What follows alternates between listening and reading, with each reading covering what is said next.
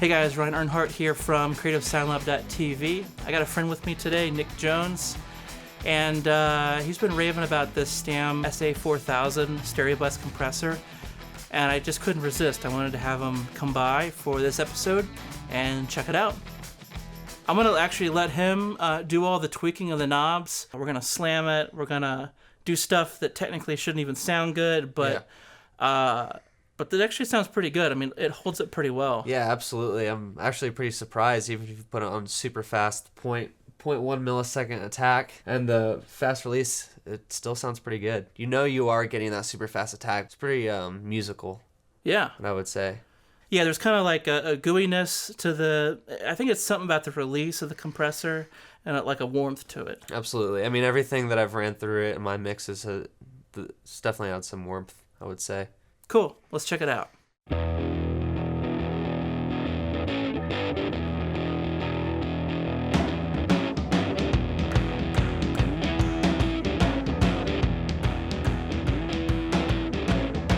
Champagne smile in the kitchen. Got your hip against the sink. Bedroom wars and dirty secrets. We talk like lovers on the brink. And I'd say you're superficial. You call me dark and hard to please. There used to be a spark between us. I used to be just what you need.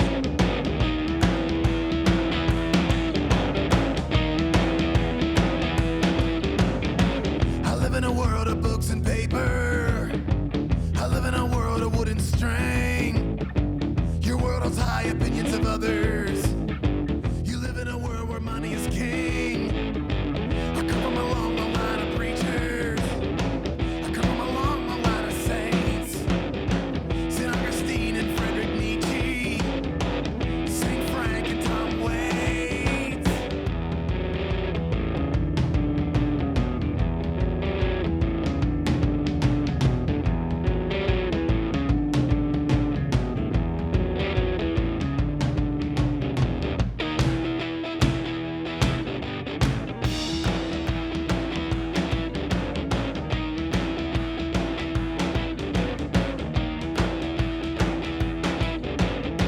Champagne smile in the kitchen.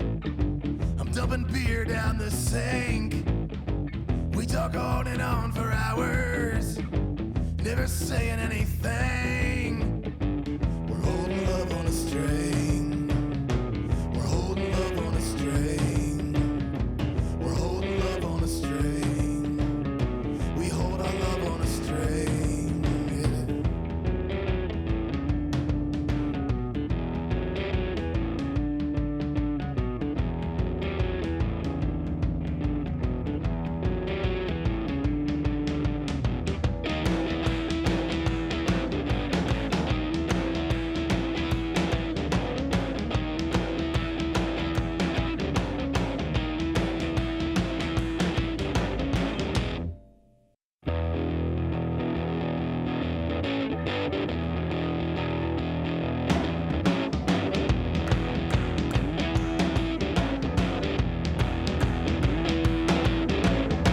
Champagne smile in the kitchen.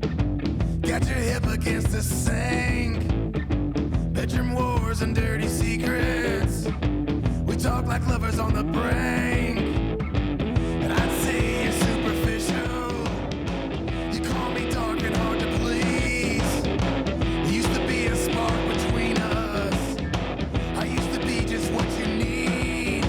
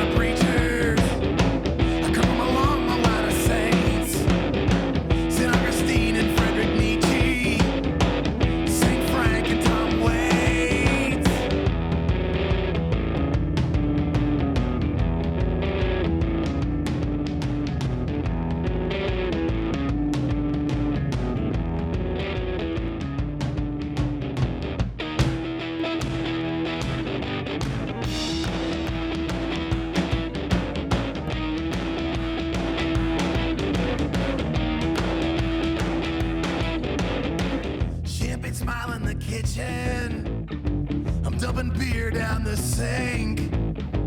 We talk on and on for hours, never saying anything. We're holding love on a string. We're holding love on a string. We're holding love on a string. We hold our love on a string.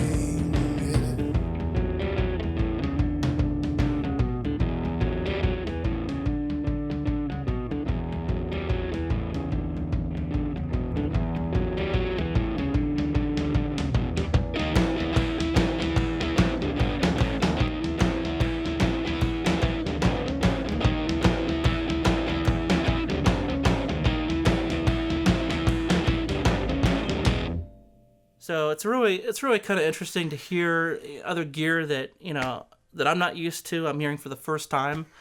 We didn't mix this song to this compressor even. No, we just put it through it to see what happened. But I will say that I did create the mix to the Slate Digital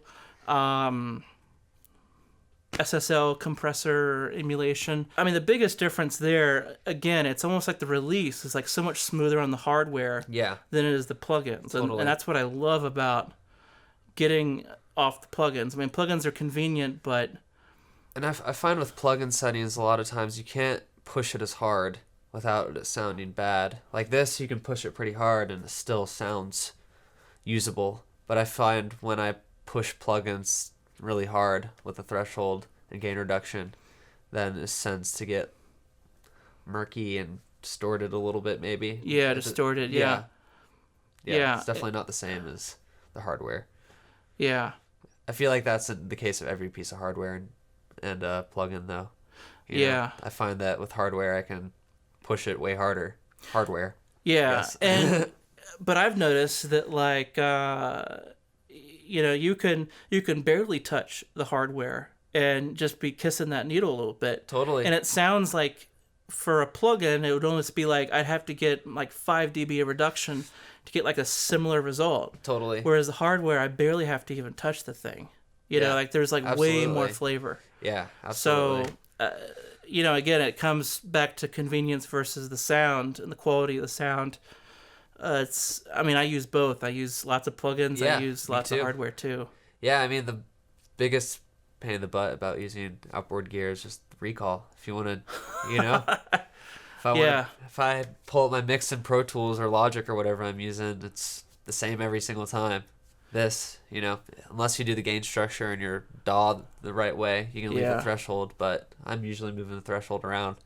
So if I do a mix, I have to send it off, and I don't touch the threshold until my client tells me that it's okay. I've said before that, one way to combat this is just to not touch that threshold. It almost means that you have to basically burn the compressor as you never use it for anything else, just stereo bus. Yep.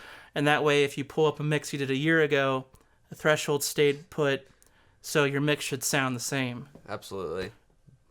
I should definitely start doing that, doing my gains on the master fader to match the compressor and just leave the threshold, find that sweet spot on the compressor. Exactly. Yeah.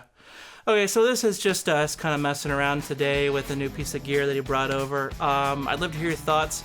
First time I've heard anything from Stam, really, and anything that I've heard at SSL Compressor over at Eric's place, but this is the first time I've heard one of these units, so I appreciate you bringing it by. Yeah, thank you for having me. I appreciate it. Have a great day.